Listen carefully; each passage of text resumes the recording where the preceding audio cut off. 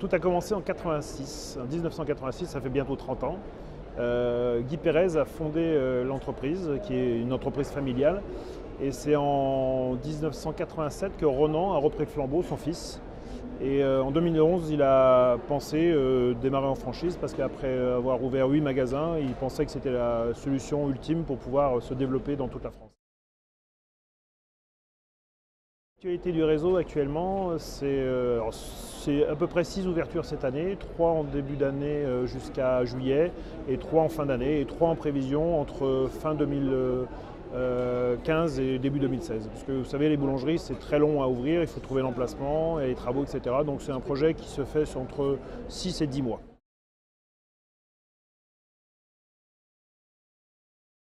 Les conditions d'accès aujourd'hui, c'est un droit d'entrée, comme toute franchise, de 40 000 euros.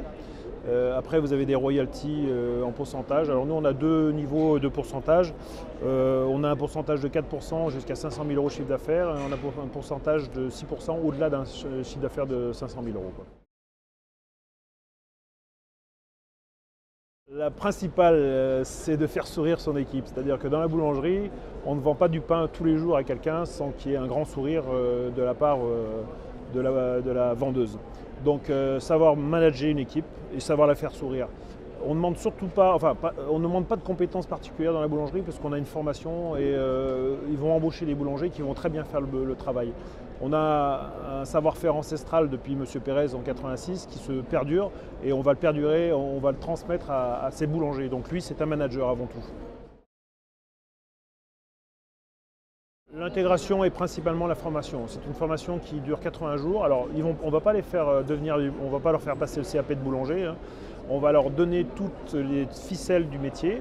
Il y a un manuel opérationnel qui est à côté, très bien constitué, de plus de 700 pages, je crois, en ligne. Donc ça, ils vont pouvoir suivre en permanence. Mais on va leur donner les bases. On va leur donner comment reconnaître un bon pain, comment savoir si le boulanger fait bien toujours la même façon, la même recette.